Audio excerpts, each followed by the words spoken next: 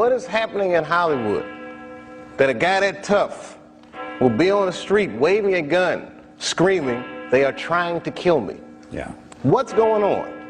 Why is Dave Chappelle going to Africa? Why does Mariah Carey make a $100 million deal and take her clothes off on TRL? A weak person cannot get to sit here and talk to you.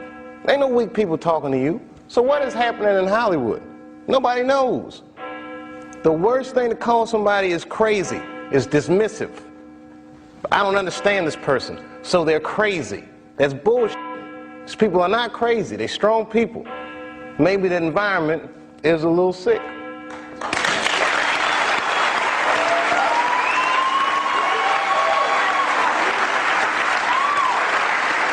Dave Chappelle left at the wrong time. That's the cleanest way to say it. Not wrong morally, but wrong historically. People like exits when the building is already on fire. They need smoke, they need sirens, they need permission. Dave left while the lights were still on.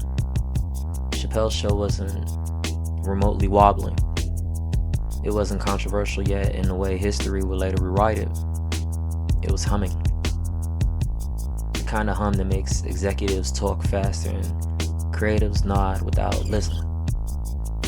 And if you were around then, really around, you remember the feeling.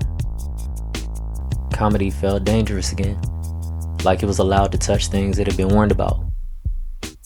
Which is why the exit didn't compute. Because when something finally works, the unspoken rule is simple: don't interrupt the run. When pressure gets quiet. I watched one of these nature shows one time, and they were talking about how a bushman finds water when it's scarce. And they do what's called a salt trap. I didn't know this. Apparently baboons love salt. Okay. So they put a lump of salt in a hole, and they wait for the baboon.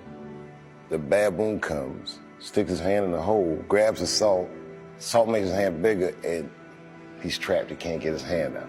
Now, if he's smart, all he does is let go of the salt. Baboon doesn't want to let go of the salt. Then the bushman just comes, takes the baboon, throws him in the cage, and gives him all the salt he wants. And then the baboon gets thirsty. The bushman lets him out the cage. The first place the baboon runs to is water. Bushman follows him, and they both drink to their fill. And in that analogy, I felt like the baboon. But I was smart enough to let go of the salt. I've always thought people misunderstand that moment because they imagine pressure as something loud. Deadlines, money, racial politics with capital letters. But pressure can be quiet. Sometimes it sounds like emotional comments reacting to just the title of your video. Sometimes it sounds like a room agreeing with you before you finish the sentence. Sometimes it sounds like the joke landing and then sprinting away from you. Davis said it himself. The Pixie sketch wasn't shocking because it crossed the line.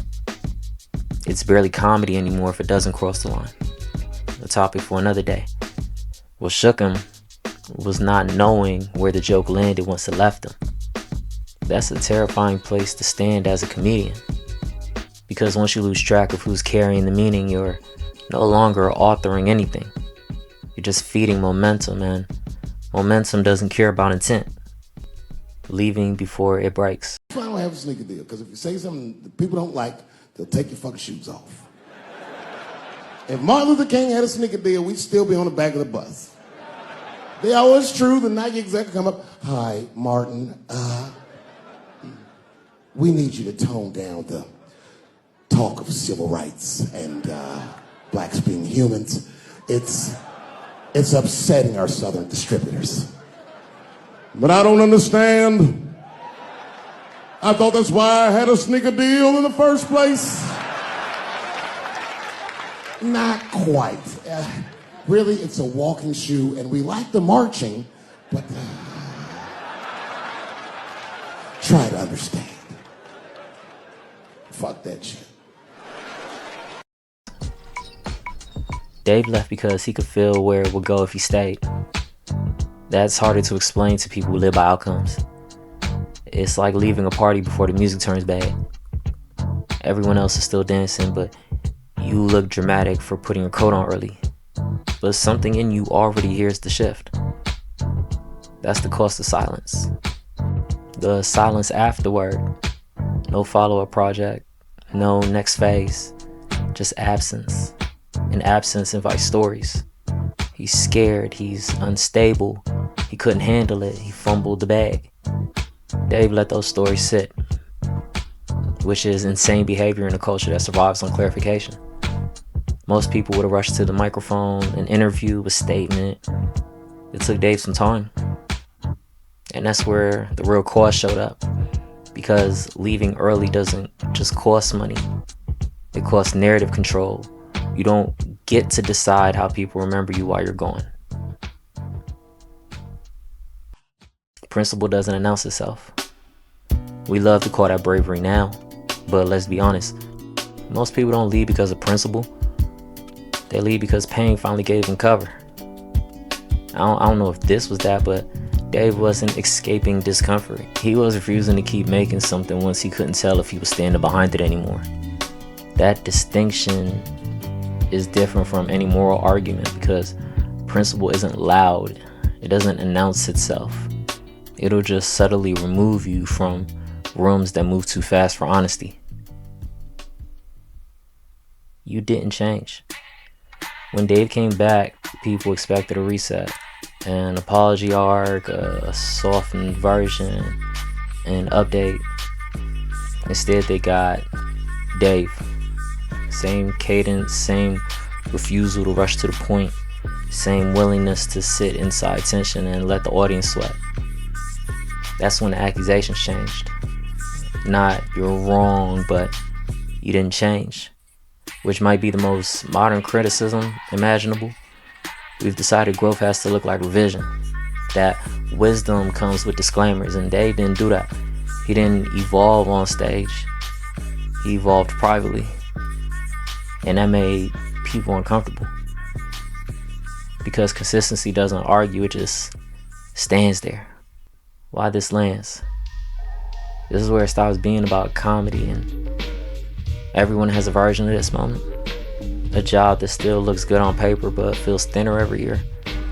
A role you play well that no longer fits. A version of yourself that still gets applause but feels borrowed. Leaving those things early feels reckless. It feels like wasting momentum. People don't ask, are you okay? They ask, why would you leave when it's working? What they're really asking is, why would you give up evidence? Because validation keeps you safe. Leaving puts you alone with your judgment. And most people choose safety. Scarcity. Dave didn't. He chose to be misunderstood longer than anyone recommends. He chose scarcity when visibility was the currency. He chose time. And time did what debates couldn't. The industry didn't invite him back. It rearranged itself. Netflix didn't ask for updates. They asked for space. Audiences didn't ask him to soften. They leaned closer. What he walked away from didn't disappear. It just waited. Because speed burns out, but weight accumulates.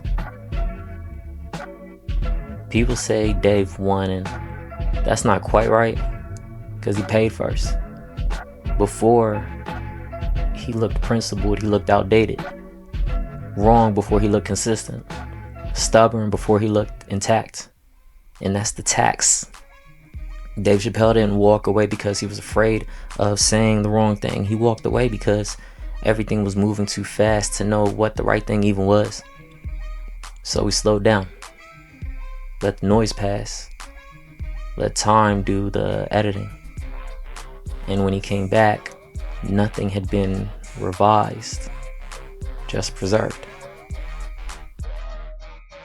Dave Chappelle didn't walk away because he was afraid of saying the wrong thing. He walked away because the system no longer allowed him to show what the right thing even was.